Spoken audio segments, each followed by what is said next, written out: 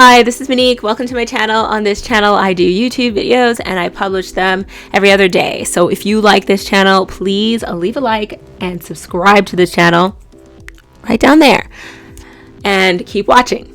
So today I'm actually going to be talking about some techniques for a voiceover work and how to speak using your microphone. So I've been practicing how to make my sound a lot better using different types of microphones lately. So these are the top tips that I have found work the best for me. They're not going to work for everybody, but they work for me.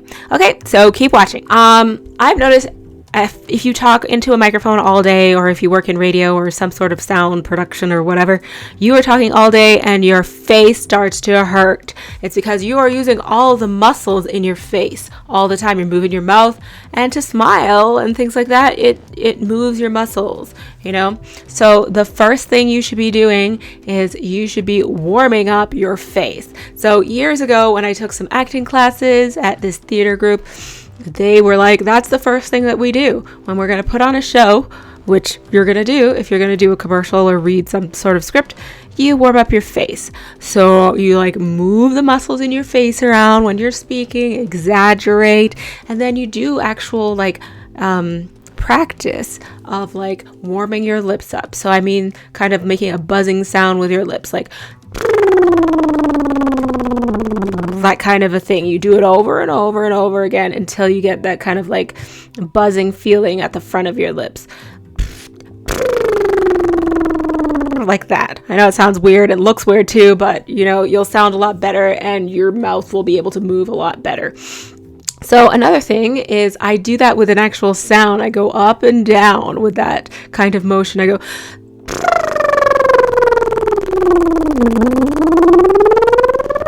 that kind of thing until you have a vocal range. I'm doing that one because I don't want to go all the way down, but you do that for a couple of seconds, maybe 30 seconds, and take a rest, and then you move on to a different part of your face. I like to go like this to make sure that I'm, have a surprise look on my face because I'm going to be moving that part of my face, or I'm going to move my cheeks into a smile when you're talking and things like that, just to make sure all the muscles in my face are working. I also I don't whistle it, but if I want to make sure my voice isn't going to break when it goes high, I go, oh, kind of like that, so that you know where your voice is actually gonna break. So that might work for some people, it might work for others, I don't know, but it works for me. So that's the first thing that I do. Second thing that I do is I usually have a super huge bottle of water at the desk, or I have one of those Slurpee cups, the big gulp Slurpee cups, and I fill that with water. And then in a day, I'll maybe drink 2, maybe 3 of those with my tea or whatever. Just because if you don't drink water and you're talking all day, you have air going into your mouth and you're trying to emphasize things, so you're like that all the time, and air comes in your mouth and your mouth gets dry. So just drink a ton of water throughout the day. Plus it also helps to keep your skin clear. So yeah, those are the 2 I think most important things that I have found: drinking tons of water and actually warming up your face. And you'll be able to tell after maybe 2 hours of talking nonstop, your face is going to be tired and you're going to be like, thank goodness I warm up now, so that your muscles are stronger in your face. Okay, so I noticed that when I started radio, I was kind of scared, and so I'd speak really quietly into the microphone and whatever. So when you're actually doing a commercial, or if you're doing something on the radio, you're supposed to pretend like you're putting on a show and you're talking to your best friend. If you have a best friend, you're telling them a secret or telling them the best gossip that you've heard. So that's what I do. I try to be telling somebody the best story that I've heard this week. Today I called up my sister and I was like, oh, look at this with Megan and Harry, and so that's what you've got to have in your head, that you're going to be talking to somebody and telling them something that's salacious, putting on a show. So do that when you're actually reading a script. Now, the next thing that you should be doing is you should use a radio voice. You shouldn't be talking in your regular voice. I know people are like, oh, that's old fashioned to use a radio voice. It's like, yeah, use a radio voice. It's a show. People are tuning in not to hear, oh, my name is Joe Blow and I have nothing important to tell you today. You want to use a really interesting voice. Be like, hi, my name is Monique and I have the best juicy gossip to tell you today kind of voice, So I listen to other radio personalities. I listen to Ryan Seacrest. For some reason, I just really like to listen to his breaks in between his shows when he talks. He does like the top 40. I like to listen to that. And I also listen to some of our local radio personalities as well, just because I like to see what he's doing. He's very successful at what he has done. So I like to listen to the way he speaks and so on. And that's another thing that's leading into another tip that I have. Practice before you actually do the script, like before you do it live or record it. Read it over. Make sure you understand what every word means or how you say every word or where your breaths are supposed to be. And then read it slowly out loud. You can read it in your head, whatever, but read it slowly out loud.